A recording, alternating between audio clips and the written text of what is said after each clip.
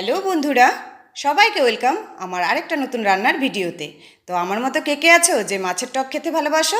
তা আজ আমি মাছের টক করব। এই যে ছোটো মাছ নিয়ে নিয়েছি, ধুয়ে পরিষ্কার করে নিয়েছি, তেঁতুল ভিজিয়ে রেখেছি, আর এদিকে লাগছে 5 ফোড়ন আর 3-4টা শুকনো লঙ্কা।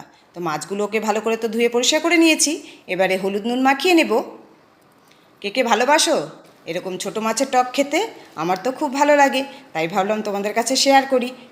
তো এদিকে কড়াইয়ে তেল গরম করতে দিয়ে দিয়েছি, আর তেলটা গরম হোক, এদিকে আমি তেঁতুলটা হাত দিয়ে ভালো করে চটকে নেব, আর বীজ ফিজ যা আছে সব বেছে বের করে দিলাম।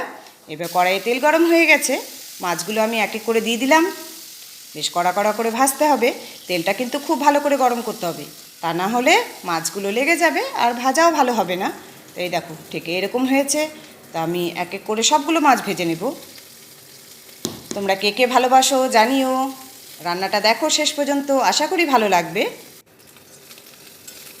দেখো, তো মাছগুলো আমি সবগুলোই ভেজে নিলাম। এবার কড়াইতে তেল দিয়ে দিব, তেলটা গরম হয়ে এলে দিয়ে দিব শুকনো লঙ্কা আর 5 ফোড়ন। এতেই কিন্তু মাছের টকের স্বাদটা হয়, কারণ 5 ফোড়নের গন্ধটা খুব ভালো লাগে। তো এই দুটোকে খুব ভালো করে ভেজে নেব।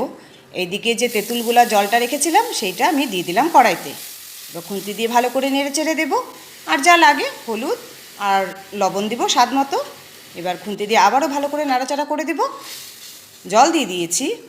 এবার যে যেমন ঝোল খাবেন, অনেকে মাখা মাখা খায়, তো আমি তো ঝোল ঝোল করব, ভাতটা তো মাখিয়ে খেতে হবে টক দিয়ে। তো এবারে জল দিয়ে দিলাম, এবার একটু ফুটতে দেব। এই দেখো 2-1টা তেঁতুলের বীজ থেকেই গেছে। এবার ভাজা মাছগুলো আমি কড়াইতে দিয়ে দিলাম। এবার খুব বেশি নাড়াচাড়া করা যাবে না, কারণ মাছগুলো ভেঙে যাবে, গোটা গোটা থাকবে মাছগুলো। তো একটু ফুটে এলে দিয়ে দিব 3-4টা কাঁচা লঙ্কা। মাছের টকে এই কাঁচা লঙ্কাটা দিলে খাওয়ার সময় যখন হাত দিয়ে ডলে ভাতটা খাবো না, খুব ভালো লাগে গন্ধটা। আর মিষ্টির জন্য দিব চিনি। এবার যে যেমন খাবে, আমরা একটু টক মিষ্টিই খাই, অনেকে আবার টকটা বেশি খায় বলে চিনিটা কম দেয়। তো আমি একটু চিনি বেশিই দিয়েছি, মিষ্টি মিষ্টি খাবো। তো ফুটে এসছে, হালকা নেড়ে দিলাম। এভাবে মাছের টক দিয়ে ভাত খেতে এই গরমে কিন্তু খুব শান্তি। তো কে কে ভালোবাসো আগেও বলেছি, একটু জানিও, খুব ভালো লাগবে। আমার তো মাছের টক রেডি। কেমন লাগলো রান্নাটা তোমরা অবশ্যই জানিও। তোমরাও বাড়িতে এইভাবে বানিয়ে খেও, দেখবে খুব ভালো লাগবে। এই দেখো পাতলা ঝোল হয়েছে, আর রঙটাও কি সুন্দর হয়েছে। এই দিয়ে গরমে ভাত খেতে জাস্ট অসাধারণ লাগবে কিন্তু। তো সবার জন্য রইল অনেক অনেক ভালোবাসা। সবাই কিন্তু জানিও রান্নাটা কেমন হয়েছে, রেসিপিটা কেমন লাগলো তোমাদের। সবাই ভালো থেকো, সুস্থ থেকো।